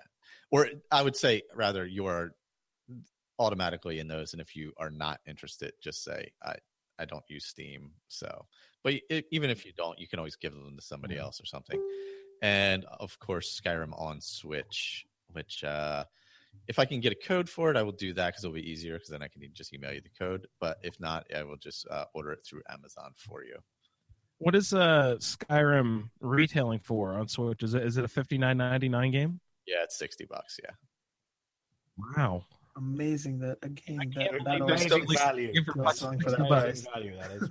Yeah, I mean, hell, I've paid for it 4 times and I feel like I got value. So yeah. Is it SE? Is it the special edition? Will I get Dragonborn and stuff with it? It should have everything. I mean, it'll be the Legendary edition, but I don't think it's SE. Or Legendary? Not Legacy. Yeah. Right. And I don't know, there's too many versions. How many have we all bought? There isn't enough versions. There more versions. Tropical Skyrim next. Tropical. No. Well, VR Skyrim. Oh, that's right. Oh, VR. yeah. Right. I'm considering. We're joking, but one has a real example. Yeah, that's true. I am considering it because I'm thinking about getting Connor the PlayStation VR. So if I do, I'll pick it up for that. Although I'll just throw up once I put it on. So I don't know why I'm getting it, but I'm actually looking at the Xbox One X. Oh, really nice. Yeah, I'm thinking for. I want to see if I can gather up some money for my birthday next year. Do it then. Yeah. Yeah. Nice. Oh, and Andrew, doing the drawing November 26th. I heard that the weekend after Thanksgiving. That's great because we can keep the doors open for a couple more weeks and keep the. Usually, I do it the next weekend. In. I'm going to be away, and I don't. It'll just be too hard to do. So, figured the 26th. Switch Skyrim does include all the DLC. Sweet. I'm going to be doing a full playthrough. Can't wait till Oblivion's on Switch comes out. Yeah, I'll be waiting for Fallout New Vegas before I get a Switch. That would be awesome. It is a great portable little machine for sure. Well, they Sherry posted something about them doing an enhanced version for the Xbox One X. Really? Of Oblivion and oh yeah, I just saw that too. Yeah, and Vegas and Fallout 3. Yeah. So that. I saw Fallout 3. Very cool. I like that. I wouldn't mind an updated version of Oblivion. Yeah, I don't know if it's updated or they're just enhancing the graphics. Yeah. Using the Xbox One X. So you can even see the. I think somebody was saying it will be enhanced on the Xbox One. On Xbox One. Oh, it'll be enhanced because it's on it. Yeah, I think that's what somebody was saying in the notes in the post. Oh, okay. The comments in the post. That's what it was. Yeah, it runs really smooth on the Xbox One though. It really does. Yeah, the load screens are like pretty minimal. Yeah, they're very, very quick. Yeah. And it's like on 360, it was a little choppy. It wasn't really smooth, even just running around. And you don't get that at all. Yeah, it just says uploading area. You get that little thing, but it's you don't notice it really. If it hadn't even put that that message, I probably wouldn't even have noticed, except for the music changing. Yeah, that's about it. Yeah. It's really, really quick when you go through doors and stuff, or different levels of caves. Yeah, because I remember when people used to do what Colin was doing for the fast running, it would definitely get choppy because I saw videos on that. Oh yeah, where you had speed enhancements. Yeah, and you're like flying Yeah. as fast as possible. Yeah. Well, guys, I'm gonna let you guys continue with podcarding, and I'll probably be listening off and on. So Yes. talk to y'all later.